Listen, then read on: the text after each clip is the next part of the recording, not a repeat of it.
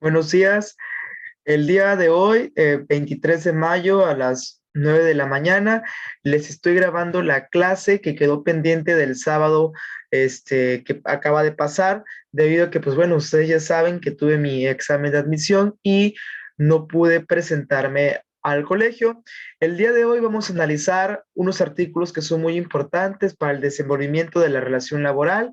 Primero vamos a ver el artículo tercero bis, que son dos conductas, perdón, muy típicas o que se suelen presentar en algunos trabajos y que es indispensable analizarlo. Y después nos vamos a pasar a estudiar a los sujetos del derecho laboral. Primero me permito leerles el artículo tercero bis acerca del hostigamiento y del acoso sexual, y ahorita les doy la explicación. Artículo tercero bis. Para efectos de esta ley, se entiende por hostigamiento el ejercicio del poder en una relación de subordinación real de la víctima frente al agresor en el ámbito laboral, que se expresa en conductas verbales, físicas o ambas. Y acoso sexual, una forma de violencia en la que, si bien no existe la subordinación, hay un ejercicio abusivo del poder que conlleva a un estado de indefensión y de riesgo para la víctima, independientemente de que se realice en uno o varios eventos. Bien, aquí tenemos dos conductas que parecieran ser algo exageradas o parecieran que, o el por qué tendrían que estar no en la ley federal del trabajo, sino que tuvieran que estar en algún otro tipo de ley como el Código Penal. Bien, este tipo de conductas son muy comunes, aunque ustedes no lo vean así, y es por eso que la Ley Federal del Trabajo, pues, la suele contemplar. Primero tenemos el hostigamiento. Dice aquí que el hostigamiento se refiere a ese ejercicio abusivo del poder, pero en lo particular dentro de una relación de subordinación entre la víctima y el agresor. Para que exista hostigamiento, tiene que existir primordialmente esto, una relación de subordinación. Si no hay una relación de subordinación, es decir, que alguien que esté por encima de la víctima, o sea, jerárquicamente en una relación de trabajo, el agresor tiene que estar por encima de la víctima. Si no hay esta relación de subordinación, no se puede entender que hay una presencia de hostigamiento en el ámbito laboral. Esta, este ejercicio abusivo del poder dice aquí que se suele presentar en conductas tanto verbales, físicas o ambas. El hostigamiento es lo que nosotros conocemos coloquialmente como ya te la hicieron cansada, ¿no? Cuando un jefe te está constantemente amedrentando, diciendo palabras altisonantes, humillando, sobrecargando el trabajo, no dejándote descansar, gritándote, presionándote, o sea, haciéndote un ambiente de trabajo tóxico en el cual pues tú te termines molestando, termines entrando en periodos de estrés, de ansiedad, de depresión y por último que termines abandonando el puesto de trabajo. ¿Sí? Yo aquí les contaba, no sé si les platicé a ustedes el caso de la trabajadora que nos tocó reinstalar en la empresa Frankfurt, que está, el CEDIS está aquí en Ciudad Industrial. Bueno, a esa trabajadora en juicio pidió la reinstalación del trabajo ante un despido injustificado, la empresa la reinstala, pero al momento de reinstalarla, pues ella dice, oigan, dígame, cuáles van a ser las funciones que voy a desempeñar, ya que me reinstalaron. La empresa le da una silla y le dice, toma asiento, ahorita te decimos qué hacer, ¿no? Pasaron 1, 2, 3, 4, 5 horas, muchas horas, y no le decían a la trabajadora cuáles eran las actividades que iba a desempeñar. A final de cuentas salió una de recursos humanos y le dijo, pues mira, la verdad, el que te hayamos ofrecido el trabajo otra vez, pues fue meramente una estrategia procesal, una estrategia laboral, no te queremos en la empresa, así que te puedes retirar porque no vas a ser reinstalada. Ese tipo de actitudes cansadoras o hostigadoras que te molesten, que te causen algún tipo de incomodidad, pues son las que se suelen cometer en algunas empresas para obligarte a que tú seas a que tú renuncies y no que te despidan. Y pues obviamente al momento de tú renunciar, pues haces que automáticamente pierdas el derecho al cobro de ciertas prestaciones, como lo es los 20 días por cada año de servicios, la indemnización constitucional, la prima de antigüedad, y solamente recibas el pago de algunas prestaciones como lo son el aguinaldo, las vacaciones, la prima vacacional y los salarios que se te hayan quedado devengados, es decir, aquellos salarios que yo trabajé y que no me han sido pagados. Eso es el hostigamiento laboral. Por otra parte, tenemos al acoso sexual. El acoso sexual, pues es una forma de violencia en la que si bien no existe la subordinación, puede existir como no puede existir, pero por lo regular no existe la subordinación. Y hay un ejercicio abusivo del poder que lleva a que la víctima se sienta en un estado de indefensión y de riesgo. Y esto va a depender de que si se realiza en uno o en varios eventos. Si dijimos que en el hostigamiento se requiere que haya una subordinación, que ese hostigamiento sea cometido por alguien que esté jerárquicamente arriba de nosotros, en el acoso sexual no existe esta subordinación o puede no existir esta subordinación. Es decir, que puede ser cometido por alguna otra persona que esté en el mismo rango que yo, algún compañero de trabajo que esté en el mismo puesto, o bien que esté un puesto abajo que yo, o bien que esté un puesto arriba que yo. Es, por ejemplo, que te pasen y que te den una nalgada, que te digan que palabras pues como estás bonita o qué rico hueles o que te estén acosando o que estés trabajando y la persona te esté esperando afuera para que a la hora que tú salgas para, no sé, seguirte, te manda detalles, ese tipo de acoso sexual, los roces, los tocamientos eh, sin consentimiento, ese tipo de actitudes, pues bueno, dan origen al acoso sexual y lo particular es que no depende de que eso se realice frecuentemente, basta con que solamente haya ocurrido una vez el acto, pues ya se considera acoso sexual. Muchos criterios han querido equiparar el acoso sexual con el moving, que el moving es otro tipo de violencia laboral en el cual igual se ejerce de algún tipo de violencia, tanto verbal, física o incluso sexual, y lo que busca primordialmente es que, pues bueno, el trabajador termine por renunciar del trabajo y salga, ¿no? Se despida rotundamente. Si tienen alguna pregunta, duda, recuerden hacer anotaciones y el siguiente sábado, con mucho gusto, yo se las resuelvo.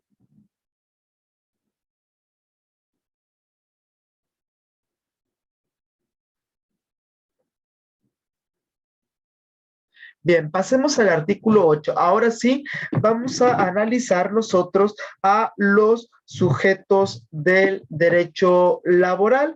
En el artículo 8 nos define qué es el trabajador. Nos dice que el trabajador es la persona física que puede prestar a otra física o moral un trabajo personal subordinado. El trabajador es una persona física, una persona como nosotros, y le puede prestar el trabajo a otra persona física o bien a una moral. Cuando hablamos de persona física es cuando le prestamos el trabajo a una persona como tal. Cuando es la persona moral es la parte patronal, bueno, nos referimos a que nosotros le prestamos el servicio a una empresa legalmente constituida, una asociación que tenga alguna, una razón social o denominación comercial. En este caso, por ejemplo, en el caso de que nosotros le prestemos servicios a una persona física, se puede presentar en el trabajo doméstico. El trabajo doméstico es un claro ejemplo de cuando nosotros le prestamos servicio a una persona física, porque pues a final de cuentas quien nos paga, quien nos contrata es la patrona o el patrón, es una mujer u hombre, una familia, y son personas físicas. Cuando nosotros trabajamos para una persona moral, es cuando nos contrata el patito de ULE SADCB, nos contrata comercializadora de productos cerveceros SADCB, que sería cerveza modelo, sí creo que sí, la que está aquí en Miguel Alemán, y nos dice que el servicio que nosotros vamos a prestar tiene que ser de carácter personal. Eso se refiere que nosotros mismos tenemos que prestar el servicio. Nosotros somos contratados, nosotros tenemos que acudir a la empresa y trabajar. No pueden, o alguna otra persona no puede trabajar bajo nuestro nombre. No quiere decir que nos contraten a nosotros y nosotros mandemos a alguien más para que trabaje en nuestro nombre. No, ese no es un trabajo personal. Personal se refiere a que si nosotros somos contratados, nosotros tenemos que acudir a la empresa y prestar el servicio. Y por último, pues bueno, que este sea subordinado. ¿Qué quiere decir eso? Que pues bueno, estemos bajo las órdenes de alguna persona, de algún patrón, de algún representante del patrón, de algún gerente. ¿Sí? A eso se refiere con la subordinación.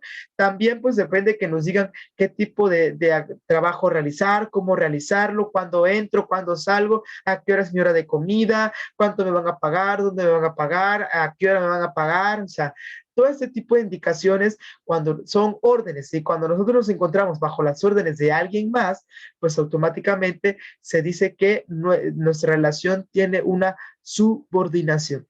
En el segundo párrafo de este mismo artículo, del artículo 8, nos dice qué es trabajo o qué se entiende por trabajo y lo define como toda actividad humana, intelectual o material y que no depende del grado de preparación técnica que se requiera para cada profesión u oficio. El trabajo es toda actividad humana. Se entiende que nosotros somos la persona que, o los seres humanos somos los que prestan trabajo.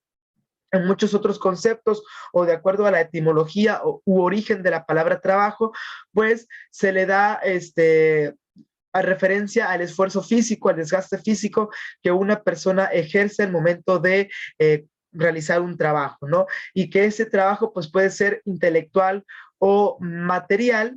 Intelectual se refiere al trabajo que realizan las personas profesionales, a las trabajadoras que son secretarias, algún esfuerzo intelectual que requiera el trabajo tanto de estar pensando. Un trabajo de oficina puede ser un ejemplo de un trabajo intelectual.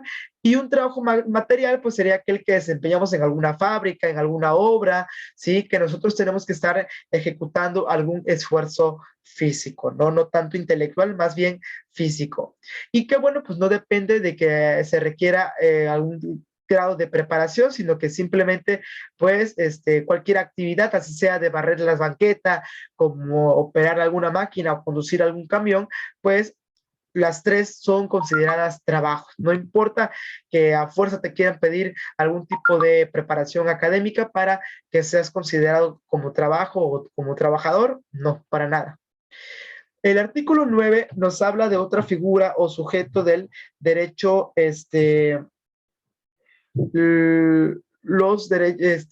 otros de los sujetos del derecho laboral, que son el trabajador de confianza.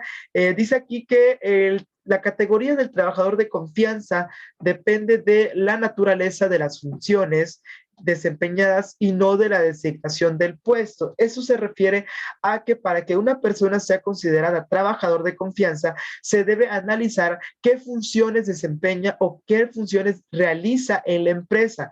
No importa que sea designado como tal algún trabajador de confianza si las funciones que realiza no son meramente de la categoría de confianza. Por ejemplo, que yo contrate a una persona para que se desempeñe en mi empresa bajo el puesto de algún vigilante o guardia de seguridad y resulta que las funciones que realiza esa persona pues son las de limpiar el centro de trabajo, recoger algunas cosas, mantener limpios los baños, o sea, son totalmente funciones diferentes a las que debería realizar un guardia de seguridad. Por eso es que en este caso no estaríamos hablando de un trabajador de confianza. En cambio, o por lo contrario, si la persona fue contratada para desempeñar puestos de vigilancia y y efectivamente realiza actividades de vigilancia, pues ahí sí estaríamos hablando de que es un trabajador de confianza. El trabajador de confianza, como su nombre lo dice, es aquel que se le designa por la confianza, por la secrecía que tiene que guardar el trabajador pues en su trabajo, en su puesto laboral. Dice aquí que son funciones de confianza aquellas que se desempeñen bajo el cargo de dirección, de inspección, de vigilancia y de fiscalización, cuando estas, pues bueno, tengan el carácter general, y también aquellas que se relacionen con trabajos personales del patrón dentro de la empresa o establecimiento. Por ejemplo, que seas la secretaria o el secretario particular del jefe de la empresa, o bien que tu puesto requiera de la secrecía profesional, que tú tengas la fórmula secreta de algún producto o del producto emblema de la empresa, y pues bueno, como tú tienes la receta secreta bajo tu custodia, pues entonces automáticamente podrías desempeñar algún trabajo de confianza. En el artículo 10, nosotros analizamos a lo que es el patrón. Dice aquí que el patrón, pues simplemente es la persona física o moral que utiliza los servicios de uno o varios trabajadores. Es un concepto a todas luces muy, muy simple. El patrón, pues es la persona que contrata a otras para que le presten un servicio personal subordinado, y este tiene la obligación de retribuirles con un salario por el servicio que le han sido prestado. Esta es la persona que directamente se beneficia de los servicios de los trabajadores. Dice que si el trabajador utiliza los servicios de otros trabajadores, bueno, el patrón del primer trabajador también lo será de estos. Yo aquí utilizo el ejemplo de cuando nosotros contratamos a un albañil para que nos construya una casa, y ese albañil pues por sí solo no puede trabajar, manda a llamar a otros albañiles para que le apoyen. Bueno, nosotros como patrones nos volvemos patrones de ellos también. Dice el artículo 11 que los directores, administradores, gerentes y demás personas que ejerzan funciones de dirección o administración en empresa o establecimiento serán considerados representantes del patrón, y en tal concepto lo obligan en sus relaciones con los trabajadores. Por ejemplo, esto sucede mucho cuando el patrón no está presente en la empresa, deja a cargo a algún gerente, a algún administrador, y supongamos que este administrador o este gerente despide a un trabajador o a un miembro del personal de trabajo ahí de la empresa. El patrón alega que pues él no lo despidió, pero lo despidió un administrador o un gerente. Estos pues automáticamente se entiende que son personas que representan o que están representando al patrón ante su ausencia, y automáticamente los hace pues responsables del despido. El artículo 12, del 12 al 15, nos habla ya de la subcontratación antes de la reforma del 1 de mayo del 2019. Esos artículos nos hablaban del intermediario. El intermediario era la persona que intervenía o que contrataba a los trabajadores que iban a laborar a la empresa, ¿no? Pero con la reforma del outsourcing de abril de 2021, esta figura del intermediario queda totalmente eliminada, y se le da pauta ahora al outsourcing. Con esa reforma del abril de 2021 se regulan varias disposiciones de la Ley Federal del Trabajo, así como de la Ley del Seguro Social, la Ley del Infonavit, la Ley del IVA, la Ley del ISR y del Código Fiscal para materia fiscal. Dice que el artículo 12 que queda prohibida la subcontratación de personal, entendiéndose esta cuando una persona física o moral, de aquí, es decir, el patrón, proporciona a disposición de trabajadores propios en beneficio de otra. Dice aquí que queda prohibida la subcontratación de personal, pero esto solamente sucede cuando, por ejemplo, yo fundo mi empresa y para evitarme contratar trabajadores bajo mi nombre, le pido a otra empresa que me proporcione a esos trabajadores para cumplir con las funciones de mi empresa. En este caso, sí queda prohibida la subcontratación. ¿Sí? En este caso sí queda prohibida la subcontratación, Cuando no queda prohibida la subcontratación, bueno, como dice el artículo 13, se permite la subcontratación de servicios especializados o de ejecución de obras especializadas que no formen parte del objeto social ni de la actividad económica preponderante de la beneficiaria de estos, siempre que el contratista esté registrado en el padrón público que se refiere al artículo 15 de esta ley. En este caso, ¿cuándo sí se permite la subcontratación? Cuando yo soy una empresa de un centro departamental, vendo ropa, zapatos, artículos de belleza, artículos de vestimenta, vendo ropa de frío, vendo ropa interior, etcétera, pero necesito de algún personal de vigilancia para que esté cuidando mi empresa y pues así evitar robos, así que yo le pido a otra empresa que me proporcione personal de vigilancia. En este caso, sí está permitida la subcontratación porque el personal de vigilancia queda totalmente fuera de las actividades que conforman el objeto social o a la actividad económica a la cual yo me dedico. Es decir, yo solamente vendo ropa, vendo zapatos, vendo cinturones, vendo abrigos, mas no presto servicios de vigilancia. Por tal motivo, yo sí necesito contratar a personal de vigilancia, pero lo hago a través de alguna empresa de subcontratación. En el primer supuesto, yo contrato a todo mi personal que va a vender ropa, lo contrato bajo una empresa y en este caso sí estaría totalmente prohibida la subcontratación.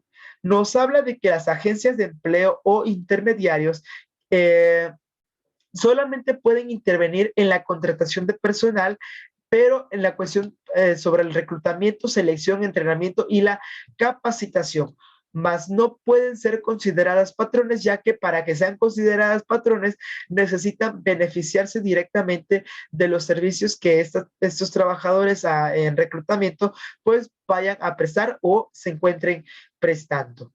Dice aquí que la subcontratación de servicios especializados o de ejecución de obras especializadas deberá formalizarse mediante un contrato por escrito en el cual pues nosotros vamos a señalar qué servicios nos van a prestar los trabajadores o qué obras nos van a ejecutar, así como también el número aproximado de trabajadores que van a ser reclutados o contratados bajo esta modalidad de subcontratación. La persona física o moral que subcontrate servicios especializados o la ejecución de obras especializadas con una contratista y esta no esté regulada en su situación fiscal o de seguridad social, es decir, que no esté dada de alta ante el IMSS o ante Infonavit y que debe impuestos o que no esté registrada en el padrón de la Secretaría de Trabajo, pues bueno, si esta persona contratista incumple, nosotros como patrones o como parte subcontratante quedamos quedamos sujetos a una responsabilidad solidaria en relación con los trabajadores utilizados para dichas contrataciones. Es decir, que si la otra empresa se niega a pagarle prestaciones a los trabajadores que han sido subcontratados, nosotros como beneficiarios de los servicios que nos prestan a la empresa, tendremos que liquidarlos o subsanarles esas omisiones que la empresa subcontratista no está pagando. Ya por último, en el artículo 15 nos habla del procedimiento que deberán llevar a cabo esas empresas para regularse, ¿no? Para ser legalmente aceptadas o válidas por la Secretaría de Trabajo y Previsión Social. Y para esto, pues, tenemos que contar con un registro, ¿sí? Y para obtener este registro, pues deberemos acreditar que estamos al corriente con las obligaciones tanto fiscales como de seguridad social. El registro a que hace mención este párrafo primero, pues deberá ser renovado cada 3 años. La Secretaría de Trabajo y Previsión Social deberá pronunciarse al respecto de la solicitud de registro dentro de los 20 días posteriores a la recepción de la misma. La Secretaría de Trabajo solamente podrá negar o cancelar en cualquier tiempo el registro de aquellas personas físicas o morales que no cumplan con los requisitos previstos por esta ley. Las personas físicas o morales que obtengan el registro que se refiere al artículo anterior quedarán sujetas o inscritas al padrón que deberá ser público y estar disponible en un portal de internet. Bueno, en este caso, la ley del Seguro Social, la ley del Infonavit, así como el Código Fiscal y las leyes fiscales, pues establecen que o mencionan que esas empresas subcontratistas deberán entregar periódicamente, o sea, cuatrimestralmente, en los meses de enero, mayo, agosto, me parece, o septiembre, deberán entregar un informe de los trabajadores que tienen en su poder y las condiciones en las que se encuentran, el salario que perciben y todo lo que tenga que ver con el expediente de cada uno de los trabajadores para hacer la auditoría, la inspección y ver que todo esté bajo en regla. Bien, en el artículo 16 encontramos lo que es de la empresa o el establecimiento. Dice aquí que se entiende por empresa a la unidad económica de producción o distribución de bienes o servicios y por establecimiento a la unidad técnica que como sucursal, agencia u otra semejante sea parte integrante y contribuya a la realización de los fines de la empresa. Para fines de que esto quede pues más claro, me permito yo compartirles la pantalla y hacerles la siguiente ejemplificación.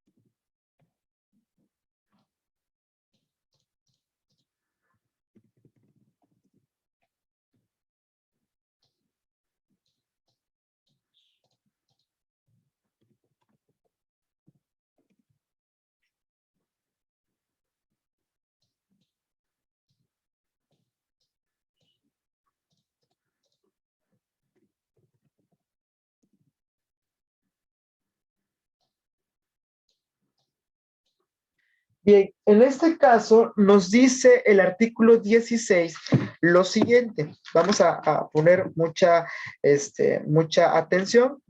El artículo 16 nos dice que se entenderá por empresa la unidad económica de producción, muy importante, de producción o distribución de bienes y servicios. En este caso, puse como ejemplo a BBVA, Bancomer. Esta empresa pues se dedica a la producción y distribución de servicios de banca y crédito, ¿sí? Esta unidad económica se dedica a la producción y distribución de los servicios de banca y crédito, pero como esta empresa no puede estar en todos lados al mismo tiempo, necesita desprenderse y establecer sucursales, agencias u otras formas semejantes que le ayuden al llegar a más lugares, a más rincones del territorio de la República, y que pueda ella, pues, distribuir a mayor escala sus servicios de banca y crédito. Entonces, cuando estos desmembramientos de la empresa, cuando surgen, cuando se forman, se convierten en sucursales o agencias y automáticamente serían los establecimientos. Aquí puse un ejemplo de sucursal 1, sucursal 2, sucursal 3, sucursal 4. Cuando nosotros demandamos, no vamos a demandar directamente a la empresa, sino que demandamos se demanda a la empresa, sí, pero como parte a la sucursal a la cual nosotros laboramos, ¿sí? Solamente esa parte, no se demanda como tal a la matriz, sino se demanda a la empresa en representación de la sucursal en la cual nosotros prestamos el servicio. Entonces, retomando este orden de ideas, la empresa es como la matriz, es como el centro de todo, donde se produce donde sale, de donde se distribuye todos los bienes y servicios. Los establecimientos son aquellas sucursales, agencias o semejantes que apoyan a la empresa a que pueda cumplir con sus objetivos, a que pueda distribuir o producir correctamente sus bienes y servicios. En el ejemplo que les puse, la empresa es el centro, es BBVA, esta produce y distribuye sus servicios de banca y crédito, y para poder llegar a más lugares, construye, edifica o conforma sucursales que presten los mismos servicios, y es así como ella se apoya de estas para poder llegar a más lugares. Estas sucursales, estas 4 sucursales que están aquí, vendrían siendo lo que es el establecimiento. Repito, si queda alguna duda, igual pueden ustedes hacerla y con gusto la siguiente clase yo les doy respuesta a ello.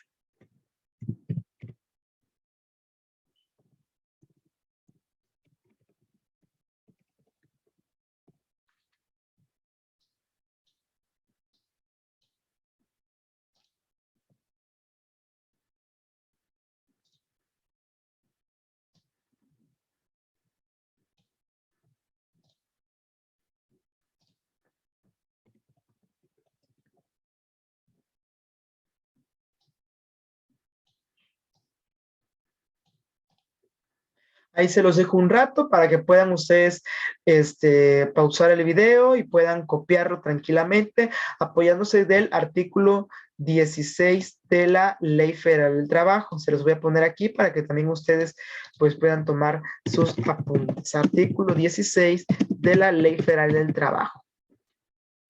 Y como título le podemos poner que es empresa y qué es establecimiento.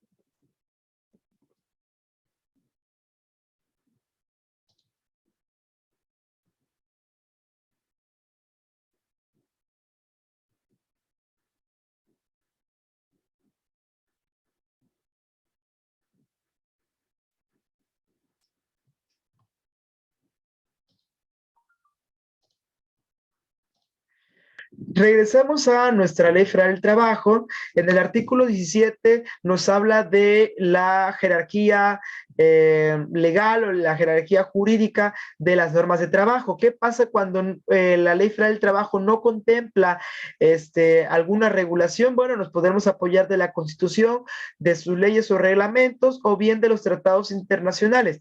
Pero si ni la Constitución, ni las leyes internacionales, ni la propia Ley Federal del Trabajo, ni las leyes reglamentarias o sus reglamentos no, no contemplan alguna disposición o estipulación que nos permita resolver nuestra controversia laboral, bueno, pues tomaremos en cuenta supletoriamente a lo que son casos semejantes, principios generales del derecho, ordenamientos, principios generales de justicia social y la jurisprudencia, la costumbre y la equidad. Es decir, nosotros si no encontramos algún artículo que nos ayude a resolver nuestra controversia en la Ley Federal del Trabajo, nos podemos apoyar de otras leyes que sí contemplen alguna solución a nuestro problema.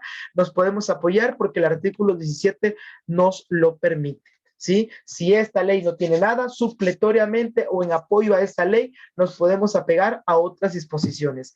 El artículo 18 nos habla que en la interpretación de las normas de trabajo se tomará en consideración sus finalidades señaladas en los artículos 2 y 3, en el caso de la igualdad sustantiva y el de trabajo digno o decente, pero en caso de duda, prevalecerá la interpretación más favorable para el trabajador. Y aquí nosotros vamos a regresar a la pizarra para ponerles el principio general que regula en materia laboral. Este principio general se le conoce como el principio de indubio pro operario. Indubio pro operario.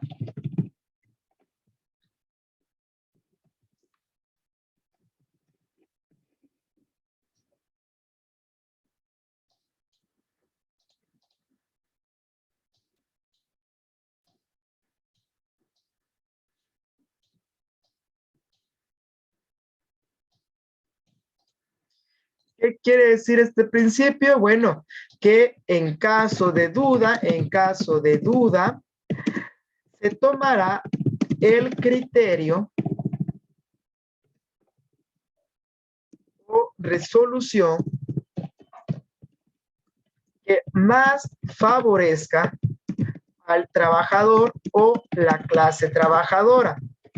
Aunque la Suprema Corte ya estableció un criterio que refiere a lo siguiente, palabras más, palabras menos, que no quiere, este principio no quiere decir que todo o que siempre se reserva todo a favor del trabajador, ¿sí? Recordemos que uno de los principios del derecho laboral es la justicia social y nos hace ver tanto a trabajadores como patrones de una forma equitativa, una forma igualitaria. Por tal motivo, lo que se busca es que no haya desigualdad social entre las partes. Por tal motivo, dice la Suprema Corte que este principio no quiere decir que todo se resuelva a favor del trabajador y que el patrón no tenga oportunidad de ganar un juicio, sino que solamente en casos, en casos pues, realmente notorios en los cuales hay un criterio o hay algún asunto, argumento o algo que como que no esté claro y esté en duda por en ambas partes, se tomará en consideración lo que más favorezca al trabajador hasta en tanto no se demuestre en juicio lo contrario. Por ejemplo, que un trabajador alegue que gana 150 pesos diarios y un patrón diga que no, que gana solamente 100 pesos diarios. Entonces, ahí hay una duda aparente sobre el salario que percibe el trabajador y como no hay pruebas de por medio o en tanto no se presenten pruebas para acreditar cuál era el salario real del trabajador, la autoridad laboral deberá tomar lo que más favorezca al trabajador, es decir, deberá tomar como salario los 150 pesos que el trabajador alega que él ganaba, hasta en tanto el patrón no demuestre o compruebe que efectivamente el trabajador no ganaba 150, sino que ganaba 100, 120 o lo que haya ganado, ¿no? Pero no quiere decir que todo se resuelva a favor del trabajador, solamente se tomará el criterio que más le favorezca al operador, al trabajador, al empleado, ¿sí? Hasta en tanto el patrón demuestre lo contrario, ahí se verá una solución o una resolución totalmente diferente, ¿no? Pero esto quiere decir el artículo 17 con el principio de indubio pro operario. Y ya por último, nos vamos, perdón, el artículo 18, ya por último nos vamos al artículo 19.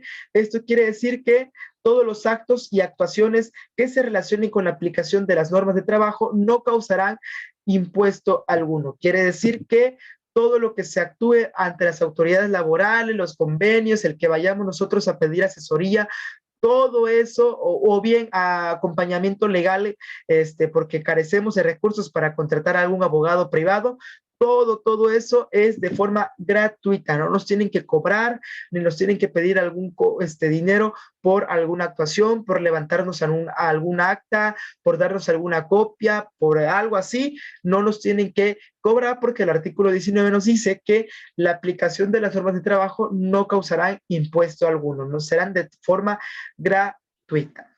Y bien, hasta aquí cierra lo que es la clase de hoy. Repito, si ustedes tienen alguna duda, pues por favor escríbanlas en su cuaderno y me las pueden mandar por WhatsApp, yo se las contesto, o bien la siguiente clase, el siguiente sábado, yo con mucho gusto les resuelvo o les voy contestando cada una de sus dudas. De tarea va a quedar que ustedes lean del artículo 20 al artículo 34, si no recuerdo mal. Vamos a buscarlo. Efectivamente, de tarea queda que ustedes lean del artículo 20 al artículo 34. Vamos a analizar lo que son las relaciones de trabajo, vamos a analizar lo que es un contrato de trabajo, una relación individual de trabajo, un contrato individual de trabajo, requisitos que se tiene y modalidades o requisitos de validez y de existencia. Bien, chicos, pues espero les haya gustado la clase, que se les haya hecho muy, muy fácil. Esta clase queda grabada y ustedes la pueden consultar el día y en el momento que ustedes quieran. Cuídense mucho, nos vemos.